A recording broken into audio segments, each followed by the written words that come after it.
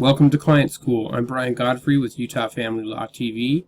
Today I want to show you how to use Google Calendar to reduce parent time, scheduling conflict, and therefore make co-parenting more effective. What you're going to want to do, you want to get a Gmail account if you don't already have one. I'm already logged into my Gmail here. You click on the 9 squares there. You can go to the calendar. Once you go to the calendar, you've got different options. You've got month, week, or day. We're going to put it on month here. And today is the 30th. So the holiday weekend for Thanksgiving just ended. So the next one coming up for parent time would be your Christmas vacation or your Christmas parent time. You can share who gets to see your calendar by clicking on the drop down arrow there, clicking on share this calendar, and you can add the person's email. And I'm going to add my current wife so that she can see. And notice I've put see all event details here. We don't want to make changes and manage sharing. You just want your former spouse to be able to see the calendar, not make changes. Obviously, that wouldn't make any sense if they could just change the calendar, because you want to use this to effectively document parent time. So you say save there, and if you're going to put an event, you'll notice that there's an event here for every other weekend for standard minimal. You click on the event, you can change how you want it to appear on the calendar. This is repeating for every 2 weeks on Friday. So you can set it to go every other week, and you can set up pop-ups as to when the other person will be notified. So right here, this is when my Christmas time will start.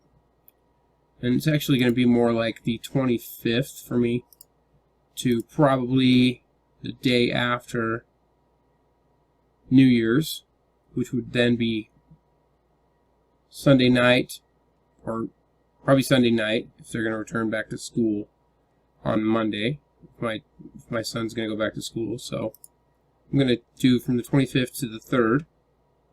And I'll go ahead and say save.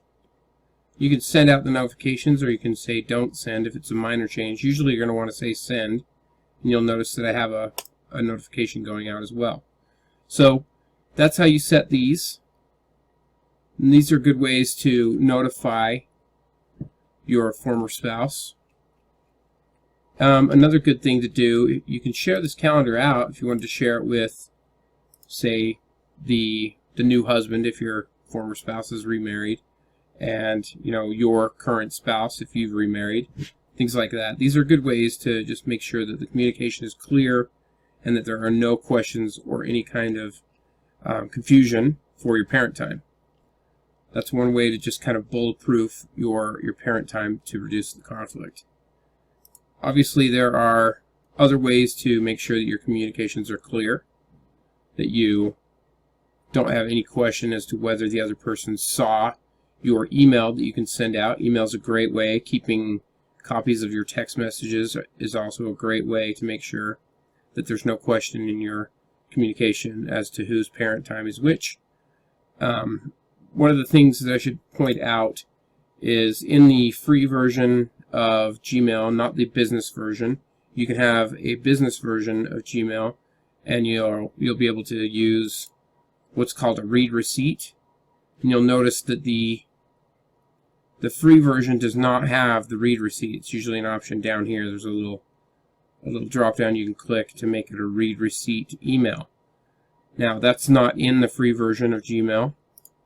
And the calendar doesn't have down to the minute notifications for when you're doing your notifications. You can, though, set any location. If you're going, let's say you're going to spend Christmas vacation or your Thanksgiving holiday at your parents', you could put the address so that the other party knows exactly where you're going to be should there be any question or any problem. So these are just good ways to make sure that your parent time is very effective and there's no question about your communication. So this is just one way to do that. And we'll have more examples as you tune into our channel again. Thanks for watching Utah Family Law TV.